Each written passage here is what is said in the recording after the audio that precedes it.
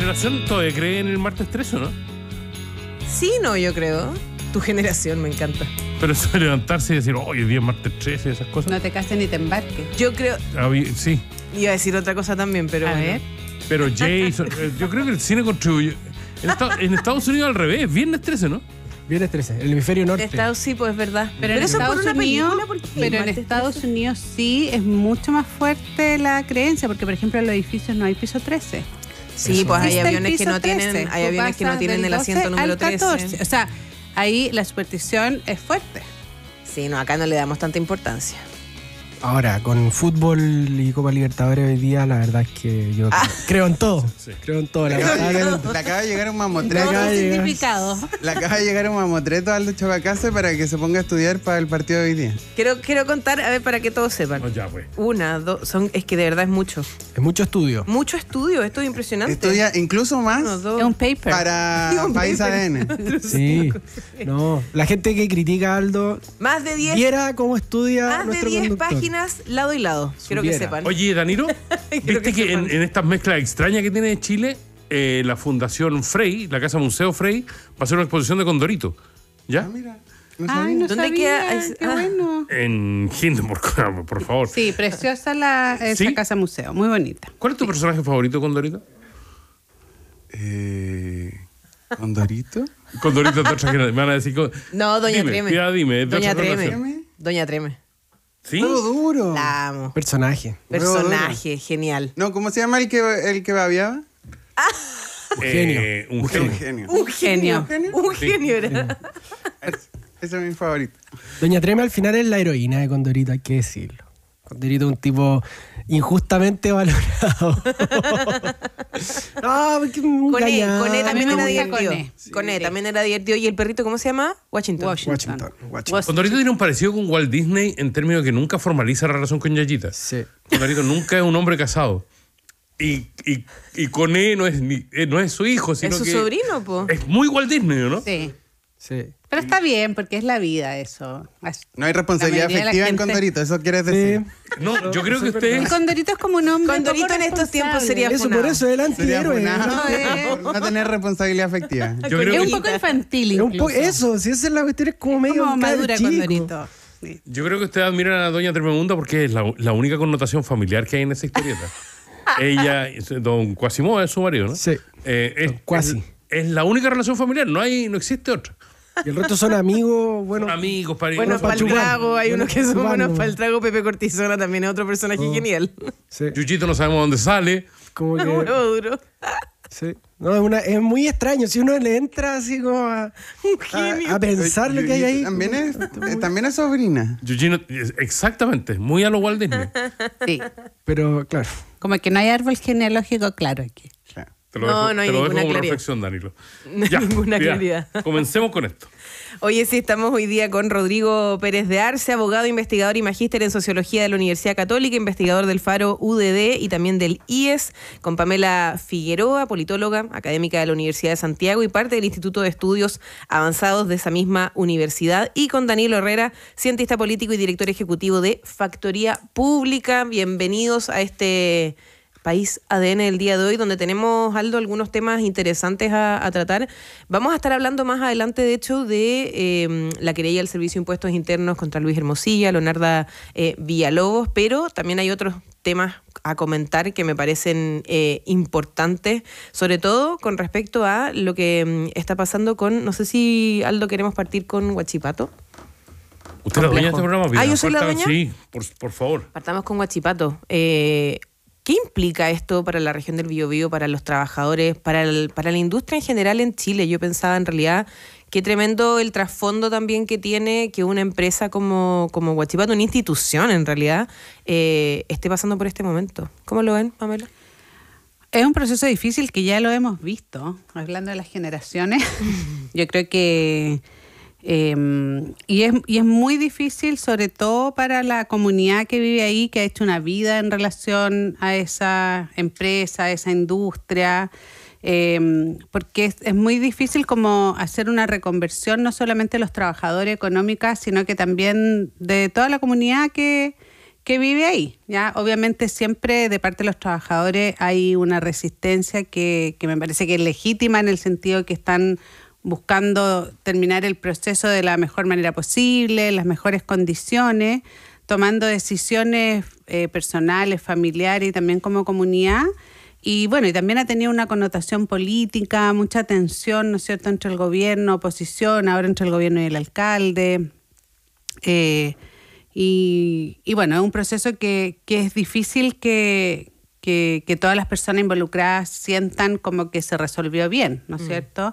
Lo vimos cuando terminó Chuquicamata en la mina, que hoy día es un museo prácticamente, Lota, o sea, hay muchas regiones del país y esperemos que hayan aprendizajes de cómo reconvertir y reinsertar sobre todo a las personas, a las familias que están relacionadas a esa empresa.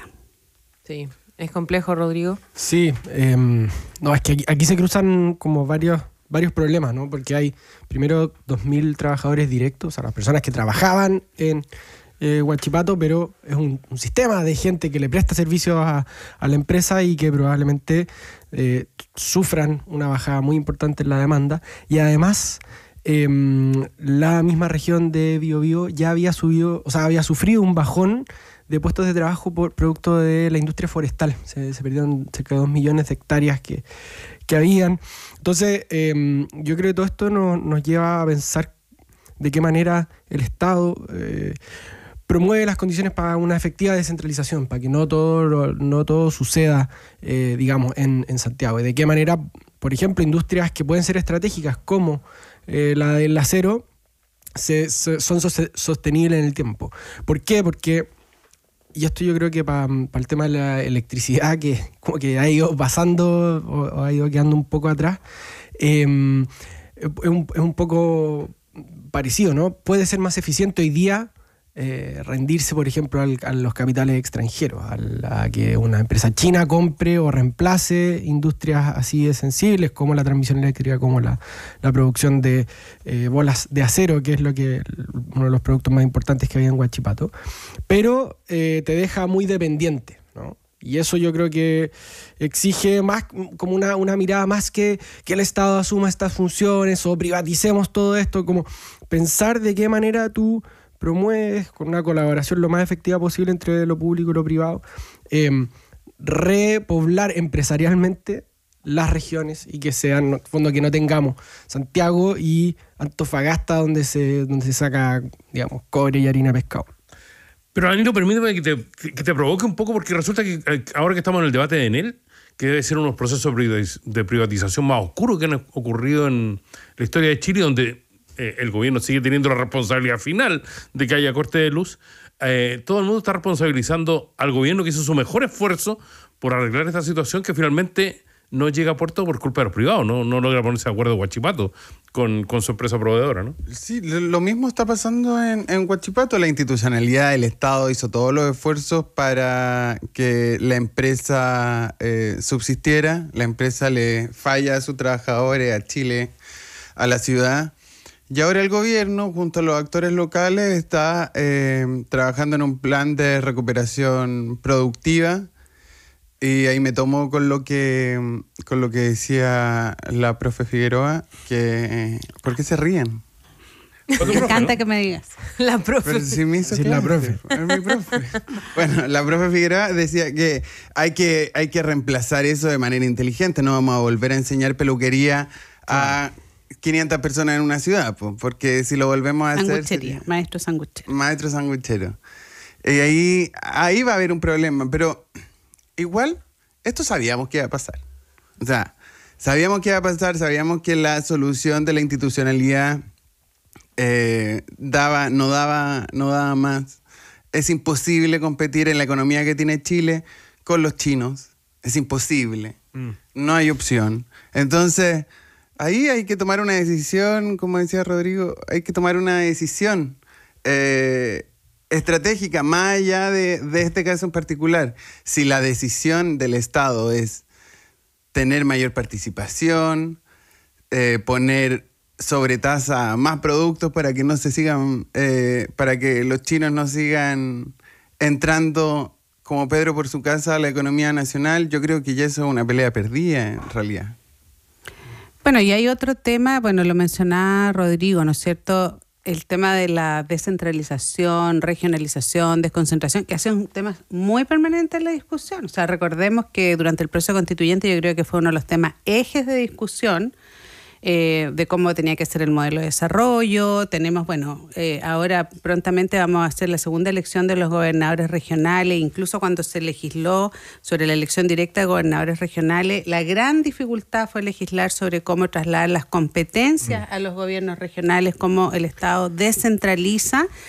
Entonces son temas que hemos ido haciendo avances, yo creo, como país, pero que siempre salen a la luz cuando pasan este tipo de situaciones. O sea, cómo somos sustentables económicamente en términos de un modelo de desarrollo en el país que somos, pequeño como somos, con los recursos que tenemos, y en una economía global donde también hay tensiones fuertes. O sea, el tema de China, obviamente, es muy difícil competir porque también China está buscando tener un lugar en América Latina, ¿no es cierto? Entonces, las condiciones que ofrece son muy difíciles, ¿no es cierto?, de contrarrestar por otros actores locales. Entonces, hay conversaciones que hacer ahí, tal vez de cómo se relaciona Chile con otros países e industrias de América Latina, pero yo creo que sobre todo a las generaciones nuevas les toca tener esa conversación, ¿no es cierto?, cómo se hace un modelo de desarrollo sustentable hacia futuro y cómo se van paliando estas cosas, porque así como lo hemos visto en otras empresas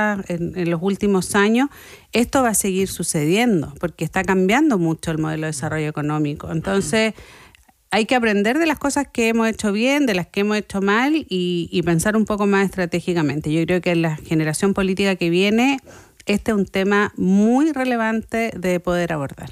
Sí, de hecho, para tirar un par de provocaciones, yo creo que no hay descentralización política sin descentralización económica. No, en fondo no tienen que ir, son dos procesos que van de la mano. ¿Por qué? Porque no solamente generan dinamismo, sino que hay empleo, la gente quiere vivir en cierto lugar. Hoy día la verdad es que hay muchos lugares que no son para nada atractivos o que tienen poblaciones flotantes. Pienso en la zona norte, poblaciones flotantes que van, hacen su turno, vuelven a sus hogares. Entonces eso lo primero, y hay que pensar de qué manera tú creas esos incentivos para que sea sostenible.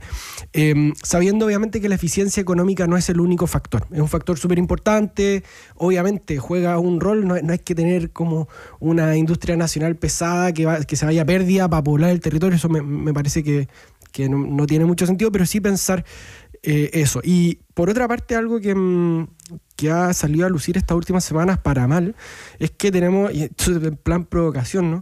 Tenemos gobernadores regionales que están un poco como de adorno, ¿no? Las potestades siguen estando concentradas sobre todo en los delegados presidenciales. Y ellos son los que la llevan, y más allá de los puntos de prensa que se pueden hacer, yo leía en Exante una entrevista al gobernador de Biobío, como que pareciera ser que ahí todavía no cuaja este modelo, la convivencia entre estas dos figuras no es muy pacífica, como que no anda tan bien, o al menos no ha sido tan productiva. Entonces eso yo creo que también tiene que entrar en la balanza a la hora de pensar crisis como esta. ¿Pero tendríamos que tener solamente una de esas dos figuras, dices tú? O sea, yo creo que es una pregunta súper interesante. Puede ser que sea mejor concentrar las facultades en una, ¿no? Las facultades que hoy día están en el delegado presidencial, que eran los intendentes, hoy día son los que tienen como la maquinaria, ¿no? Y es razonable tener, si uno piensa en la estructura del Estado, uno tiene al presidente de Santiago, que en el fondo necesita tener brazos operativos en las distintas regiones. Ahora, ¿cuál es el problema?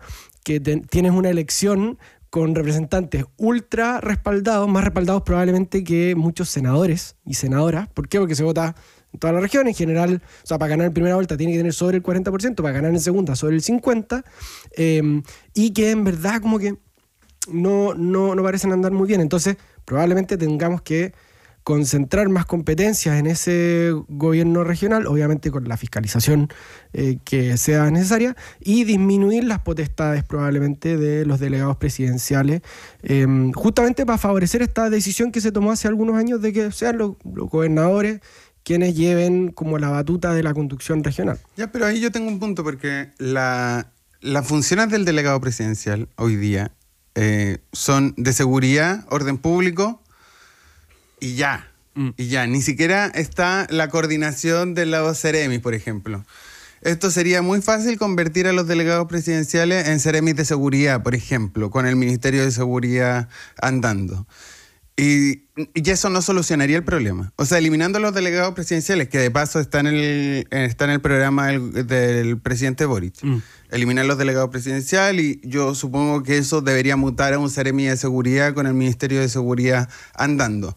Pero eso no soluciona el problema. No soluciona el problema, ¿por qué? Porque las decisiones no es que se tomen en la delegación de Santiago o en la delegación de Los Ríos. Se toma en Morandé, en el Ministerio de Obras Públicas. Ahí se toman las decisiones. En el Ministerio de Obras Públicas, y esto no tiene que ver con el gobierno de turno, da lo mismo. En el Ministerio de Obras Públicas, en Morandé o en Teatino 120, se toman las decisiones de todo el país. O sea, si yo hago un puente o construyo un hospital en una región en particular, esas decisiones se toman ahí. Y en un par de ministerios más. El problema de la el problema está en el gobierno central, que toma las decisiones. Pero y yo estoy de acuerdo con que esas decisiones vayan a las regiones, en el papel al menos, pero con el caso Fundaciones, con el listado enorme que llega a más de una centena de municipalidades con problemas de corrupción y que están en Contraloría siendo investigados. Que son las que sabemos porque Contraloría no alcanza a llegar a todos lados, entonces más dramático. Entonces, cuando me dicen descentralicemos todo, descentralicemos financieramente sobre todo, yo digo, pero ¿cómo? ¿Le vamos a dar más plata a las municipalidades para que tomen decisiones? ¿Le vamos a dar más plata a los gobiernos regionales que todavía están en pañales, pero no tienen la capacidad profesional para licitar lo que haya que licitar en muchas regiones? En la región metropolitana es distinta porque el aparato es enorme y Orrego reparte licitaciones y plata a los municipios y las cosas relativamente funcionan en la metropolitana. Pero yo no sé si está la capacidad para que los municipios y los gobiernos regionales tomen esa determinación. Entonces, es como el huevo y la gallina al final, porque le tenemos que dar más funciones, estoy de acuerdo, pero también capacidad operativa. Sí. Lo mismo cuando los municipios concursan por fondos del gobierno regional, son los municipios más grandes, que tienen más aparataje, más profesionales, que terminan tomando esos proyectos y pueden postular. Al final, el poder de postulación de la municipalidad depende de cuántos profesionales tengan esas capacidades. Entonces, al final, tenemos una capacidad en el Estado, en los gobiernos locales y en los gobiernos regionales, que está muy contraída y no se puede solucionar esto. Así como ustedes tomen decisiones financieras ahora, ustedes decidían dónde construir el hospital, démosle. No claro, pero eso así. tiene que haber una transición a nuevas formas de tomar decisiones. Yo creo que también con la elección directa de los gobernadores, la diferenciación del delegado presidencial del gobierno regional, que también había un cuestionamiento de que los intendentes tenían doble función porque eran representantes del presidente, pero al mismo tiempo presidían el Consejo Regional, ¿no es cierto? Ya eso se diferenció. Pero yo creo que lo que ha sido difícil, porque tenemos un Estado unitario, ¿ya? Y esa es la conceptualización que decidimos, porque también se ha decidido muchas veces sostener el Estado unitario, ¿no es cierto?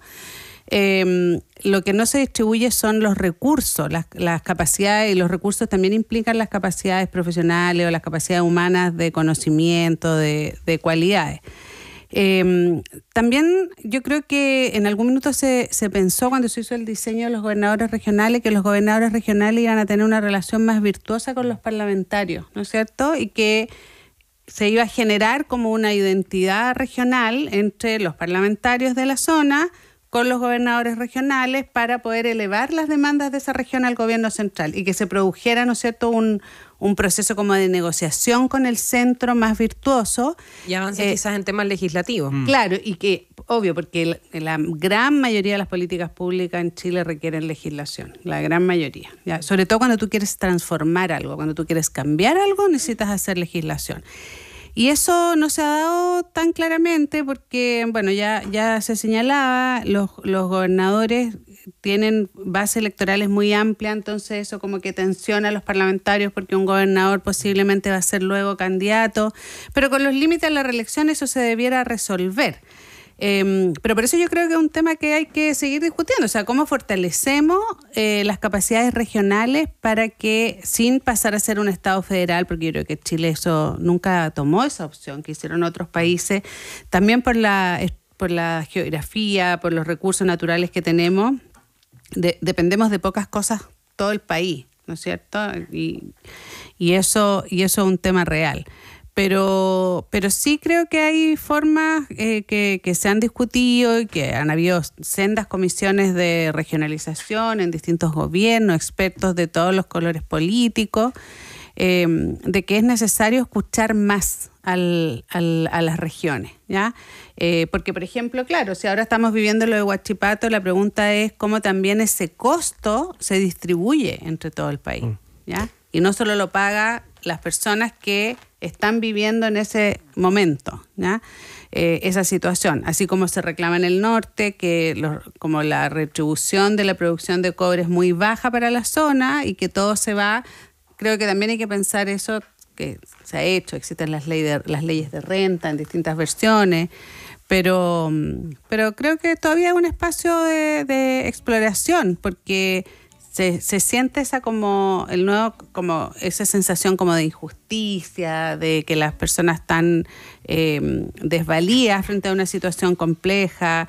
Uno lee las declaraciones de los trabajadores de Huachipato y ellos dicen, bueno, nosotros hicimos todo para que la empresa siguiera, o sea, trabajaron más, pensaron estrategias, o sea, y dicen, bueno, y ahora nos dejan acá. Entonces, creo que eso no es justo para ellos y su familia. Hacemos País ADN junto a Danilo Herrera, a Pamela Figueroa, a Rodrigo Pérez de Arce. Nos quedan muchísimos temas para la vuelta. No se acaba el conflicto de Maduro en nuestro país y las consecuencias que tiene para la coalición. ¿Hablamos o no hablamos de Alberto Fernández? Lo vamos a decir en la pausa. Dani nos va a contar por qué diantre hay tantos candidatos que se tienen que bajar de aquí a las próximas elecciones. Y junto a Piedad Vergara leemos a quienes colaboran con este País ADN. Así es, ADN y Laboratorio Chile Teva tienen importante información para compartir, para disfrutar de un invierno sin complicaciones. Conéctate al Instagram y Facebook de Radio ADN y conoce más de este tema gracias a Laboratorio Chile Teva, unidos por una mejor salud. ¿Existe una pauta del Frente Amplio para los medios de comunicación, como señala Iván Poduje? Maletec, especialista en soluciones de custodia, mobiliario y equipamiento, te invita a conocer las nuevas barreras de contención para inundaciones, además de todos sus lockers con armado fácil que te van a ahorrar espacio y costos en el transporte y despacho. Encuéntralos en maletec.cl. Y este invierno en Prosegur Alarms no solo protegen tu hogar, también lo aseguran con Mapfre. Contrata tu alarma desde 29.000 pesos en mensualidad y obtén un 60% de descuento en la instalación con tu seguro gratis para hogar o negocio. Cotiza ahora llamando al 600-580-6000 o en prosegur.cl. ¿Es Chile un país pendular que elige a una generación increíblemente joven para gobernar el país y a la siguiente va a buscar los viejos referentes para ponerlos en la papeleta?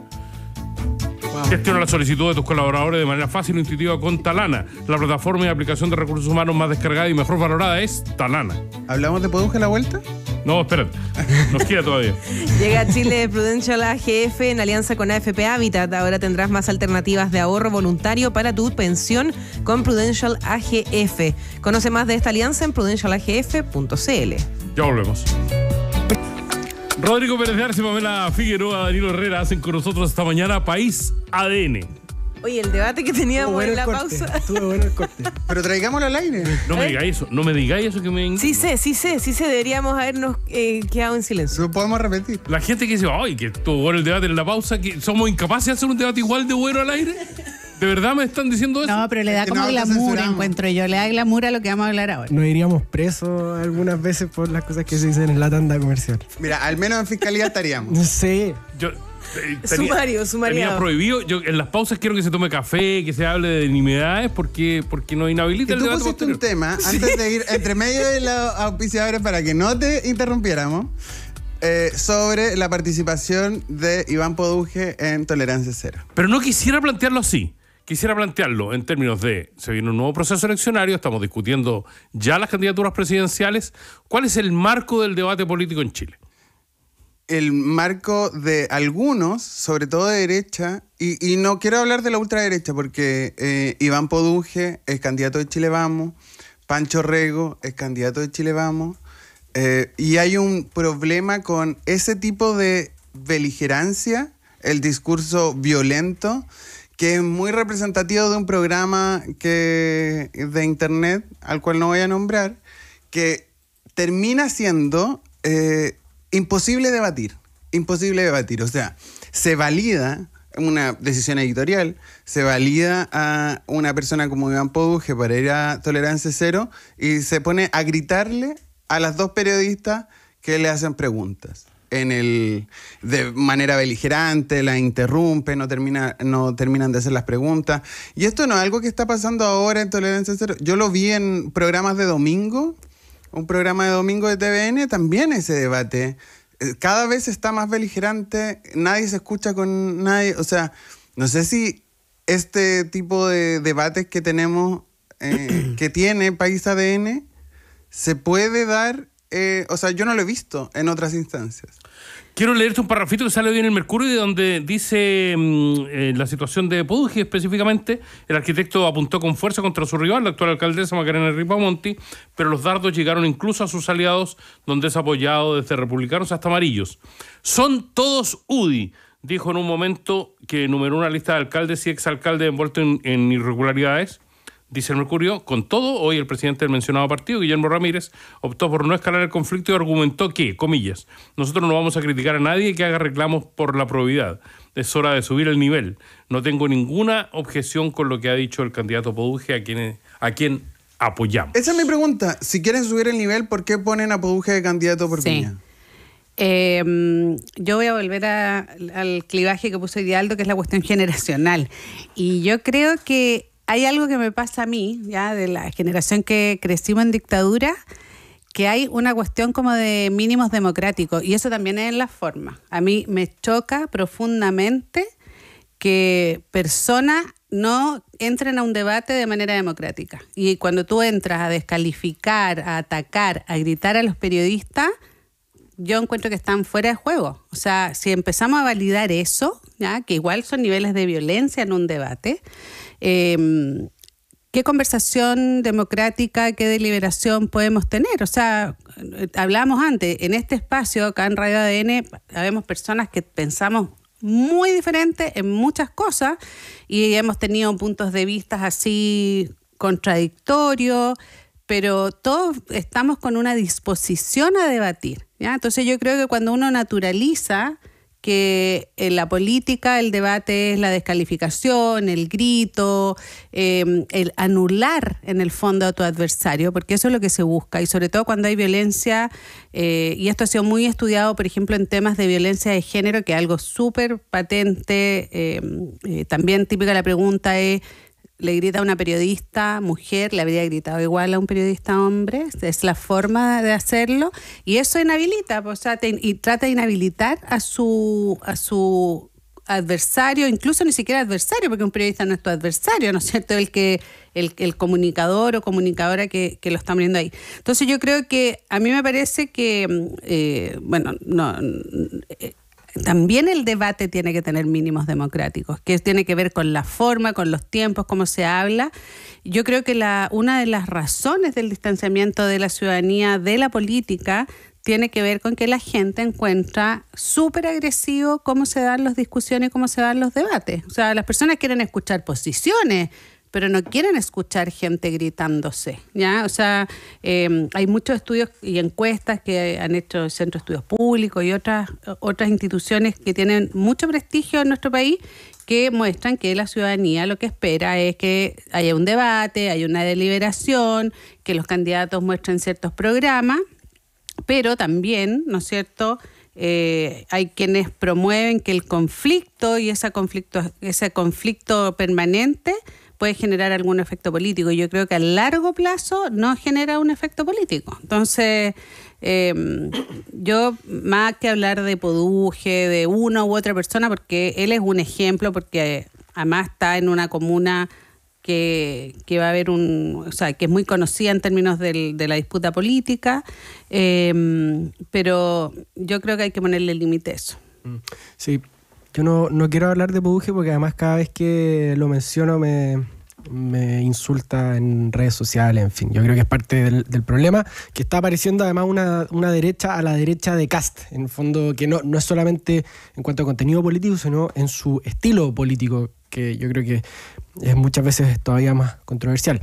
Como hablábamos en la pausa, yo creo que el estilo de Sin Filtro de ese programa, que le va también en redes sociales, el estilo de Sin Filtros en medios tradicionales es súper corrosivo. En el fondo el periodismo todavía como que no ha logrado conducir o responder o hacer las preguntas correctas a ese tipo de liderazgo. Y a mí la imagen que me viene a la cabeza es como una pelea de estoques en un salón, ¿no? Y todos en el salón muertos de susto, como corriendo en círculo porque hay alguien que tiene un estoque y está disparando, o sea, no, los estoques no se disparan, pero atacando a diestra y siniestra. Y esto yo lo enmarco dentro de una lógica que hay ahí que es explícita en esos sectores de la derecha, que es la de la guerra cultural, ¿no?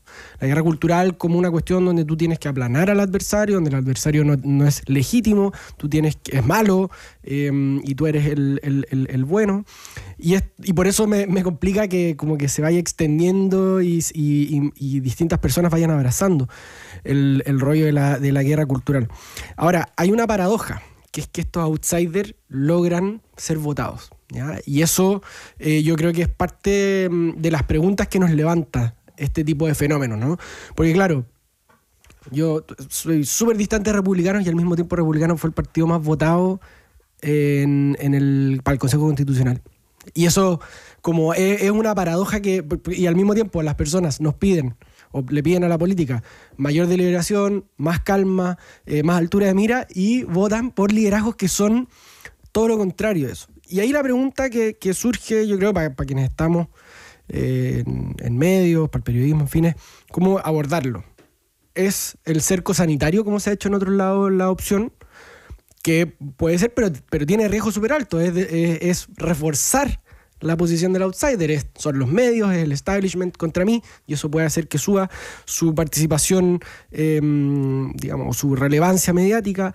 Puedes mantener eso en tiempos de redes sociales, y ahí creo, yo creo que hay que confrontarlo, al bully hay que confrontarlo, pero hay que hacerlo con inteligencia. O sea, ¿cómo hacemos las preguntas correctas sabiendo que este tipo de liderazgos no trabajan con las reglas normales? El caso concreto de esta persona que estuvo en Tolerancia Cero sigue un modus operandi muy claro. Arma un mono de paja, lo identifica con la derechita cobarde y con el Frente Amplio y le asigna todos los males del mundo. Y esto es paradójico porque, por ejemplo, y como para redondear la idea, este caballero fue muy crítico con los ecologistas que quieren proteger humedales donde viven guarenes, en Reñaca. Pero lo que pasa es que en Reñaca tenemos una zona totalmente saturada y que hay unos desplazamientos de arena brutales, y eso no es ser ecologista que quiere salvar guarenes, es tener un mínimo de conciencia del lugar donde estás haciendo las cosas. Entonces yo creo que tenemos como un desafío importante de cómo se enfrenta el bully, porque yo creo que es literalmente eso, y lo que se vio el domingo en ese programa fue una forma, digamos, disfrazada de política, pero que es puro bullying. Pero hay un problema con la solución, porque yo entiendo que el cerco sanitario sea problemático porque al final le está dando más argumentos a esta ultra para tener los argumentos de que lo están invisibilizando. Pero cuando tú lo llevas, porque es una decisión editorial, o sea, Tolerancia Cero tomó una decisión editorial en invitar a Iván Poduje a Tolerancia Cero. CNN anoche tomó otra decisión editorial, que es poner a el diputado Johannes Kaiser en el programa Aquí se debate con Mónica Rincón. Y esa decisión, lo que llevó ambos casos, es que veo mucho CNN, parece que ya ahora lo voy a ver menos, pero la decisión que tomó, que empantanó la conversación. Como nadie le pudo hacer frente a esos dos bullies, en ninguno de los dos paneles. O sea, al otro lado estaba la diputada Pérez, el diputado Soto y el diputado Santana, y nadie pudo. Todos se metieron a ese barro y en el barro termina ganando el bully. Entonces, de verdad no sé cuál es la solución. Como he visto cómo participan estos bullies en la discusión, en el debate público, en medios de comunicación masivos, me parecería que el cerco sanitario es lo que corresponde. Porque al final termina ensuciando el debate. A propósito de lo que Pamela llamó tan elegantemente el clivaje generacional que yo había tratado de poner en este programa, quiero conversar con ustedes sobre el clivaje generacional político. Ayer, volvió a insultarme mucha gente en redes sociales, ya no por mi traducción fantástica del francés en la ceremonia de clausura de los Juegos Olímpicos, sino porque rescataron un antiguo capítulo de Yo amo los 90, donde se trataba el caso de Evelyn Matei, ¿ya? Sobre el espionaje político. El quiotazo. El quiotazo. Y que de alguna manera, en un eventual enfrentamiento, que es absolutamente posible hoy día, entre Evelyn Matei y Michelle Bachelet, estamos ante dos inmensos bloques políticos, los dos más importantes del país, que recurren a figuras de la viejísima guardia, con todo respeto porque ambas son mujeres, digamos, pero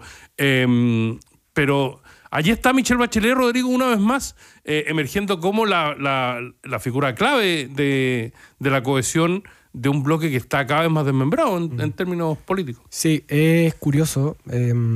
Va a partir por Evelyn Matei. Evelyn Matei es candidata presidencial o precandidata presidencial desde antes que yo naciera. ¿En el 92? Claro. Sí. Para que vean.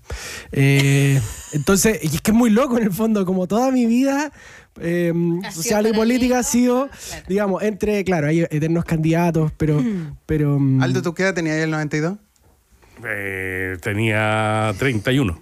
Pero, claro, entonces son candidatos. Michelle Bachelet aparece un pelito después, políticamente, como una figura cuando es ministra primero de Salud y luego de Defensa. Viene esta imagen tan potente del tanque, en fin, todas esas cosas. Yo ya hacía programas políticos en el 92.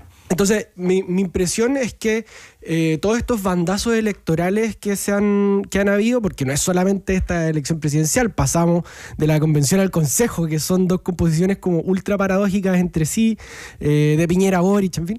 Yo creo que en parte se explica por una ciudadanía que no encuentra lo que está buscando.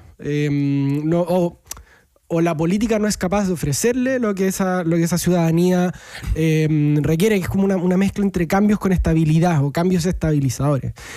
Ahora, dicho eso, yo veo dos problemas distintos en cada caso. Uno, para Evelyn Matei administrar una candidatura presidencial durante 2 años y medio es de las cosas más difíciles que pueden haber, con un sector que además está engañado por su popularidad. Cuando Evelyn Matei es infinitamente más popular que la derecha, y yo veo a la derecha y la verdad es que es un desastre. Como que me da susto que llegue al gobierno en una medida. Por otra parte, creo que Michelle Bachelet de alguna manera maquilla los problemas que también han habido en la centroizquierda o las izquierdas, para ponerle un nombre, ¿no? ¿Por qué? Porque ella es súper popular, aparece como candidata y sube como la espuma, ¿no? Pero al mismo tiempo te maquilla, por ejemplo, el problema que hay entre el PC y el Frente Amplio, que yo creo que es un problema como no solo por Venezuela, sino que hay estrategias políticas, ritmos políticos que son distintos y que son difíciles de articular. A la propia Michelle Bachelet le pasó en su segundo gobierno esto mismo. Entonces, Michelle Bachelet te ahorra la pregunta de qué coalición vamos a armar. Y eso yo creo que digamos, Chile necesita unas izquierdas que estén más o menos alineadas, ordenadas, que tengan cierta claridad, porque si no, claro, vamos a tener como este escenario que hemos tenido los últimos 3 gobiernos, como de empantanamiento, de como que no hay nada claro, son peleas medidas de poca monta y nada avanza finalmente. Danilo.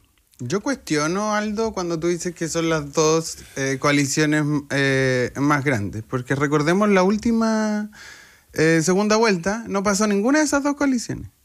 O sea, lo que era la exconcertación, hoy día socialismo democrático más la democracia cristiana, que es mi espacio, yo soy de centro izquierda, que siento que es mi espacio. Pero no dije las más, o sea, dije las más grandes, porque En el Congreso la al mayor menos- cantidad de partidos, digamos.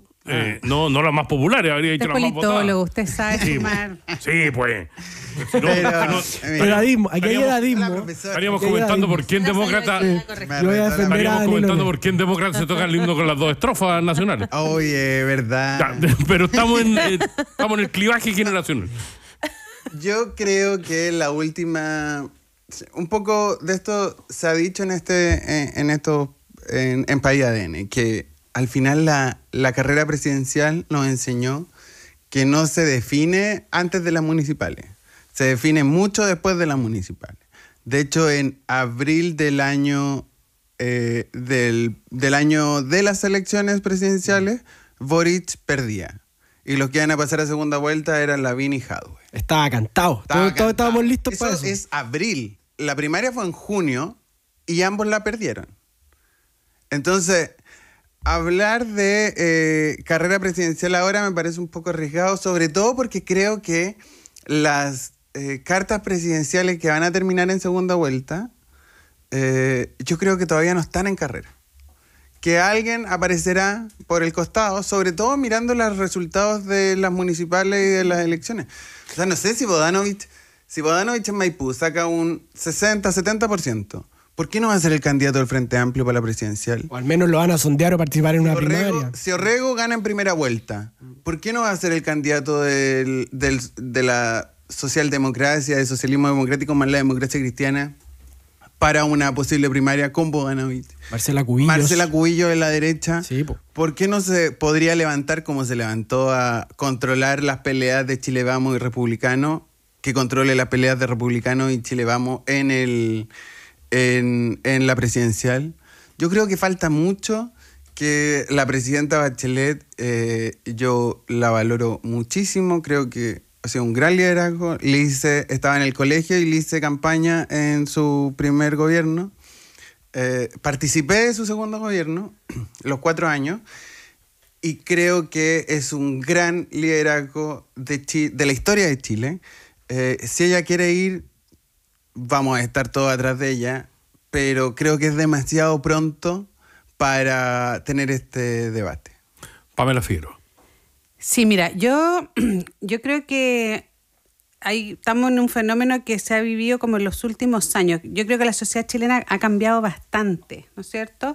Que las preferencias políticas que antes se identificaban con mucha claridad en ciertos grupos, en ciertos, incluso sectores territoriales, hoy día han ido variando y todas las últimas elecciones han mostrado eso, ¿no es cierto? Lo que se puede llamar como un péndulo. Ha ingresado un nuevo electorado. Yo creo que ahora la elección de octubre va a ser muy importante porque es la primera elección como regular con voto obligatorio. Entonces vamos a tener gente que nunca ha decidido por candidatura, decidiendo por las candidaturas. Eso tuvo un efecto súper fuerte en la declaración de candidatura, donde hay un alto porcentaje independiente. Nunca habían habido tantos candidatos independientes, por ejemplo, alcalde, a distintos cargos. Entonces, claro, los partidos, tratando de leer ese escenario, buscan a sus figuras más tradicionales, ¿no es cierto? La disputa Matei-Bachelet ha estado presente, ¿no es cierto? Son dos mujeres además que tienen historias súper similares, ¿no es cierto? Como un crecimiento juntos. Es bien interesante ese... Incluso biográficamente, es muy, a eso muy me potente refiero. eso. Sus padres eran amigos, y es como la derecha y la centro izquierda, como el crecimiento histórico del último tiempo, lo que ellas representan. Yo creo que Evelyn Matei, que es una política así más fuerte, yo creo que Bachelet en el sentido tradicional. O sea, Evelyn, una mujer de partido que ha dado muchas peleas, que lo ha pasado súper mal también, está constantemente buscando esa oportunidad, como bien describía Rodrigo, ¿no es cierto?, de estar en la papeleta presidencial, que es lo que todo político aspira, ¿no es cierto? Y Michelle Bachelet, que hizo un camino un poco más de sorpresas, o sea, como surge como figura en un momento donde ella era ministra, también... No tuvo ninguna patrulla juvenil, para decirlo otro. Claro, exacto. Nunca fue del partido, así como armando su carrera desde el partido. De hecho, los partidos fueron un poco ingratos con ella al principio. Y es también bien paradójico porque lo único que hace Michelle Bachelet todo el tiempo es decir, no soy candidata, con una frase bien coloquial dijo, bueno, yo ando en otra, estoy como en otras cosas en la vida, pero está apoyando al sector porque ve, ¿no es cierto?, las dificultades que hay en términos electorales, y ella yo creo que entiende que tiene un liderazgo muy importante, es una persona de muchas convicciones además, o sea, siempre sus temas han sido de muchas convicciones. Pero también creo que es demasiado pronto para decidir. Las elecciones de octubre van a ser muy importantes para los partidos. Y yo creo que los partidos políticos, no solamente a nivel nacional, sino a nivel global, están en un momento muy difícil porque la intermediación de los partidos, que antes era muy clara, hoy día es muy difícil de identificar en cómo tienen que intermediar. Entonces los partidos ocupan distintas estrategias y yo creo que eso se está probando ahora y ha pasado en muchos otros países donde pasan de candidatos jóvenes a candidatos más viejos. O sea, toda la discusión en Estados Unidos hoy día tiene que ver con eso también, ¿no es cierto? Es como los candidatos que son más viejos, que tienen más experiencia versus los más jóvenes. Y se está buscando ahí, pero yo creo que sí el sistema político chileno está tratando de buscar y volver como a los partidos propiamente tal, a tratar de anclarse ahí para armar las candidaturas. Y bueno, eso va a depender mucho de cómo le va a los independientes a las municipales, porque eso generalmente va a tener un efecto en cómo los partidos lean sus estrategias para la elección presidencial. Pero hay otro punto ahí, Estados Unidos. Si Kamala Harris es presidenta de Estados Unidos, que no es algo que... No es una locura. No es descabellado. No es una locura. La presidenta Bachelet es la primera ranqueada para ser secretaria general de la ONU. Pero si llega a ganar Donald Trump, que tampoco es descabellado, pareciera ser que se le escapan las posibilidades a la presidenta Bachelet de liderar la ONU. Entonces eso también es un factor, Sí, po. además de las municipales. Pero ¿puede Michelle Bachelet pretender no ser candidata si está juntándose con la coalición, tratando de unificarlos? ¿Ese rol O sea, puede mantenerse ¿Piedad? al margen? Ya no Hoy podría día- hacer una pregunta a las 9:58. Piedad, hoy Una- día, es una en este excelente momento, pregunta. mientras Perdón. nosotros hablamos, la presidenta Bachelet está inaugurando un consultorio en Renca. Sí, de hecho sí. po. está coqueteando, yo yo creo diría, que de todas con maneras. la candidatura. O sea, es muy evidente esto, y así es la política.